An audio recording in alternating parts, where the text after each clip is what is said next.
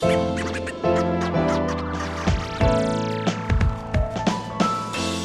is the Voice Coach Podcast for all the tips and tricks on getting the most out of your speaking voice.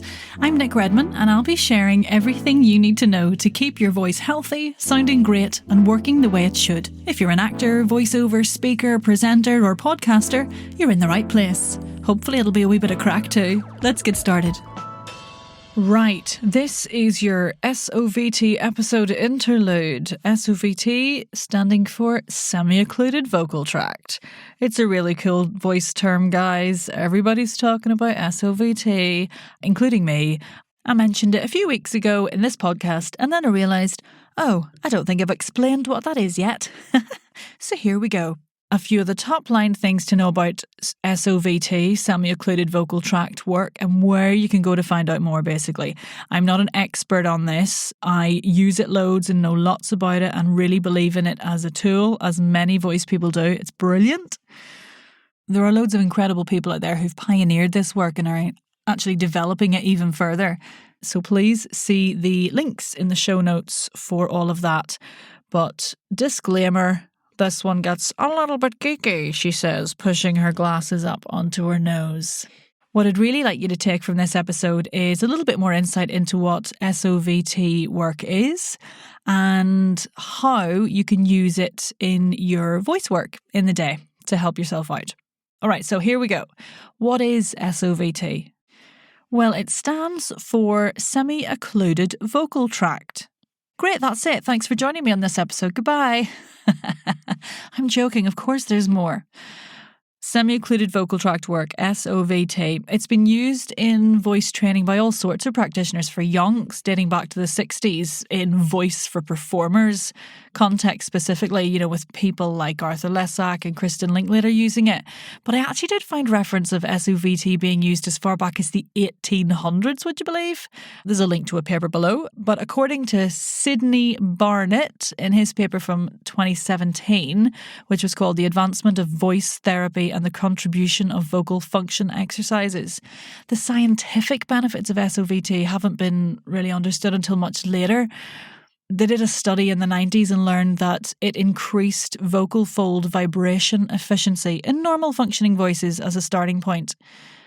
And that paper is linked in the show notes if you'd like to know more. But the layman's terms of that and the why should we use SOVT exercises is that it makes voicing easier. Happy days. And that's sort of all the day-to-day voice user really needs to know, or at least be aware of, during exploration of this kind of work. I think you always have to remember with SOVT that the aim is for it to feel easier. So you're still approaching it with the same ease that we would everything else. There's a great article in the show notes on the details of the science behind this, but basically partially narrowing or semi-occluding the vocal tract whilst voicing creates a back pressure of airflow down onto the vocal folds, which counters the air pressure coming from the breath that's in our lungs underneath the vocal folds, which is called subglottic pressure, when we start to phonate or voice, which helps the vocal folds close with as little engagement or tension from the surrounding laryngeal structures. So easier voicing, which is what we all want really. Now, SOVT is really great for warming the voice up by encouraging consistent airflow, voicing with minimal tension, and encouraging really good vocal fold closure. It's also really brilliant for vocal resets during your day of speaking and vocal cooldowns after a long day, mainly because of the tension release element. If you've built up a lot of tension whilst talking, semi-occluded vocal tract exercises can really help release that and reset the voice. Now, what classes as semi-occluded vocal tract exercises? And this is where you can make your wee notes if you need anything to work on, but basically anything that creates a smaller space for the air or voice to come out. So lip trills, raspberries, puffy wuh slides, fricatives, so your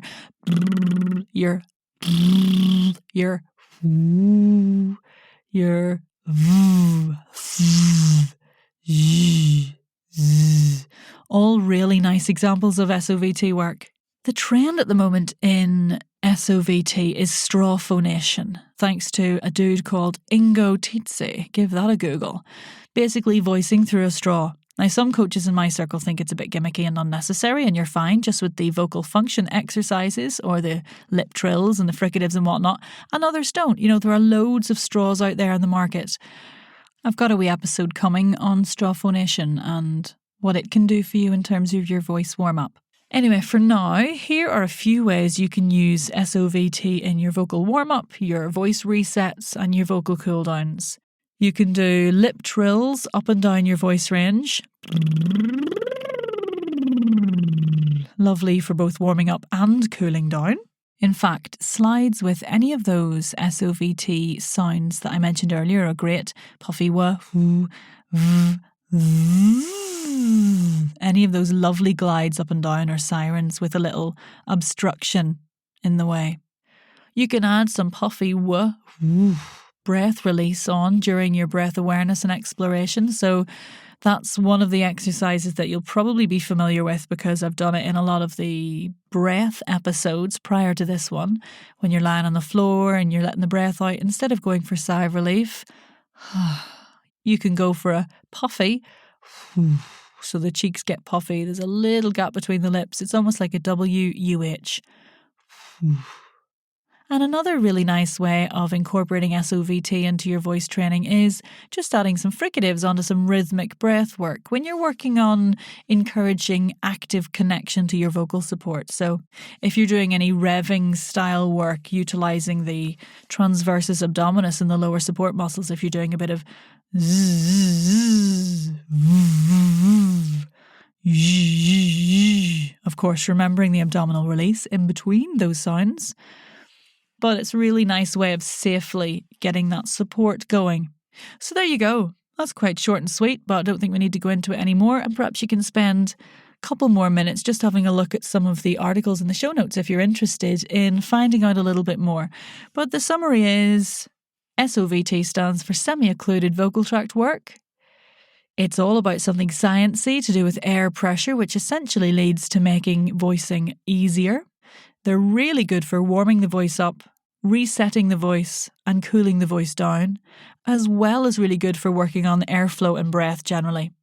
And if you'd like to use it in your work, go for things like lip trills, puffy slides, and puffy fricatives. And on that note, I shall leave you.